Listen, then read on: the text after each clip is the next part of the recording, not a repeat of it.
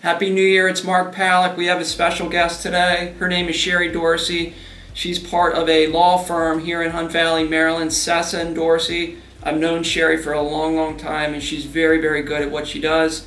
So we're lucky to have her here today. So we wanted to kick off the new year and talk to you about trusts, wills, things that can kind of be a little something you don't want to think about, but like I said before, we're lucky enough to have Cheri talk to us for a few minutes. Cheri, thanks for your time in advance. Thank you for inviting me. As I asked many of our guests, are you ready to become famous?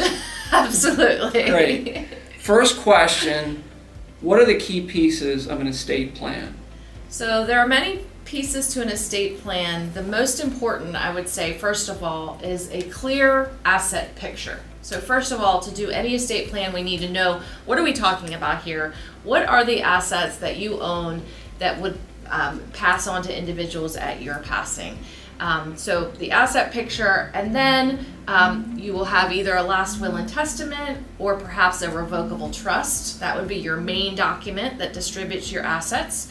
You need to have a financial power of attorney, which would handle financial matters for you if you become disabled, and then a medical power of attorney that designates a healthcare agent, as well as the advance directive, or what some people call living will. That's the document where you express your wishes as far as treatment you would want to receive if you are in an end-of-life situation. So those are the key parts of an estate plan. Okay.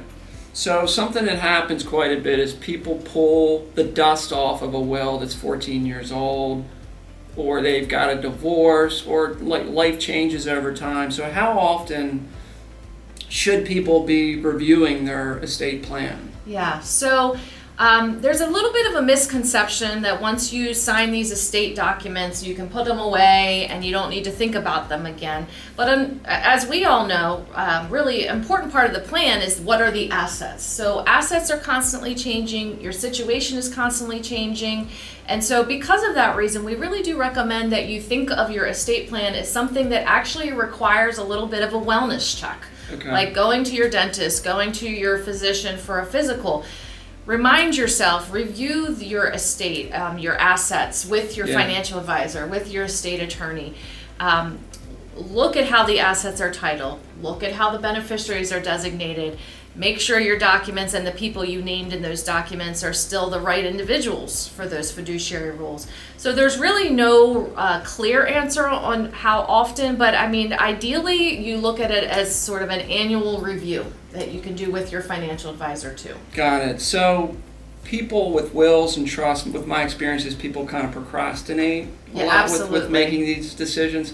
But what else? What's kind of the number one thing that you see when you're reviewing a document that kind of people kind of do wrong, or it falls through the cracks? Is there something you can think of? Yeah, and this actually has nothing to do with the estate documents themselves, meaning not the will, not the trust, not the powers of attorney, but this actually has to do with your beneficiary designations that you set up with your financial advisor, particularly on your retirement accounts. So if it's an IRA or through your employer, your 401k.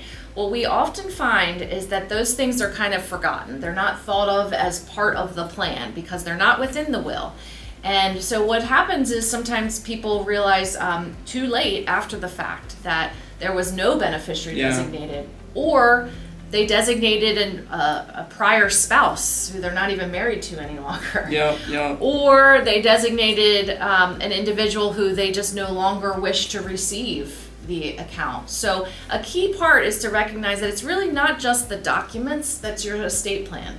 It's all of these other parts and pieces of your asset picture, and very importantly, getting those beneficiary designations in order. Yeah, so speaking of that, one last question as it relates to kind of my role as the investment advisor and helping clients with a lot of things that you had mentioned. Is there any kind of other things that you would suggest to have the best relationship, to have a ironclad estate and financial plan? Yeah, I mean, I think what's key here is to encourage clients to review their asset picture, review their documents, do a wellness check with their financial advisor and their attorney together. Actually, the collaboration that can occur there is most beneficial for the clients when both advisors are understanding the full picture. So I would say, as a financial advisor, just remind clients how important it is to make sure all of this is in order. Got it. Awesome. So we're going to be focusing on that this year. So when I call you or email you and ask you to do this, don't think, oh, I know what it is. We know what the answers are. We're gonna pull it out and review it. So Cheri, thanks so much for your time. My And pleasure. if anybody needs to contact or reach out to Cheri or any other legal resource to kind of get moving with this, I would love to be a part of that. Happy New Year and thanks again. Thank you. All right.